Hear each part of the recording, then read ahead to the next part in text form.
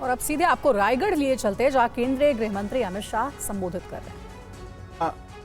सालों के बाद हिंदवी स्वराज का सुवर्ण सिंहासन प्रस्थापित हुआ, वो जगह पर जब शिवाजी महाराज को प्रणाम कर रहा था, मैं मेरे मन के भाव को कभी भी वर्णन नहीं कर पाऊंगा। मैं उस व्यक्ति के ऐतिहासिक राज्यसभा में खड़ा हुआ था जिसने हिंदुस्तान के कण कण में स्वधर्म के लिए, स्वभाषा के लिए, स्वराज के लिए मरने की एक अमर जिजीविषा पैदा करने का काम किया। और देखते देखते देखते चारों ओर आदिलशाही, मुगलशाही, निजामशाही से घिरा हुआ ये महाराष्ट्र हिंदवी स्वराज में बदल गया और कुछ ही सालों में यहां से अटक से कटक तक, बंगाल तक, दक्षिण में तमिलनाडु तक, गुजरात समेत समग्र देश को स्वराज का स्वप्न सफल होता हुआ दिखाई पड़ा। शिवाजी महाराज का जब जन्म हुआ तब उस वक्त घोर अंधकार के अंदर समग्र देश की जनता डूबी हुई थी। किसी के मन में स्वराज की कल्पना आना भी दुष्कर था। इस प्रकार का वातावरण था।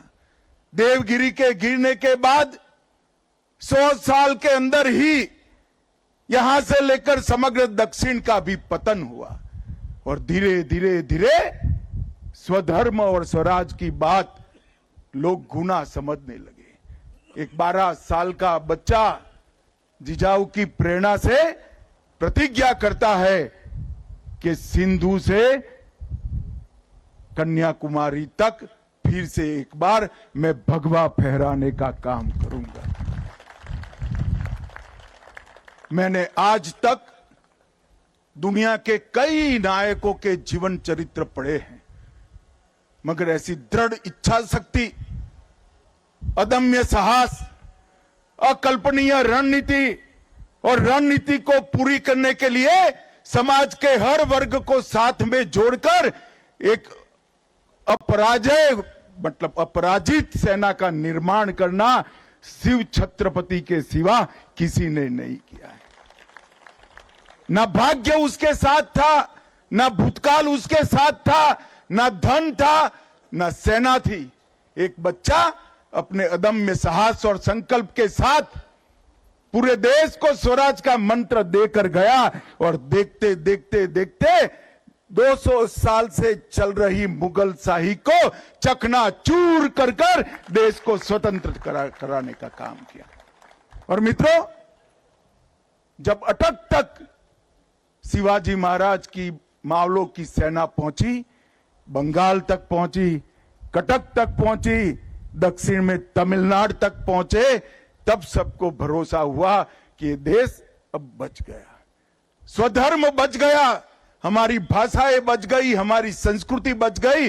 और आज हम देश की आजादी के 75 साल के बाद दुनिया के सामने सर उठाकर खड़े हैं और हम संकल्प करते हैं कि 100 साल जब हो गए आजादी को, दुनिया में 1 नंबर पर हमारा भारत होगा। उसकी मूल कल्पना ये शिवराय ने रखी।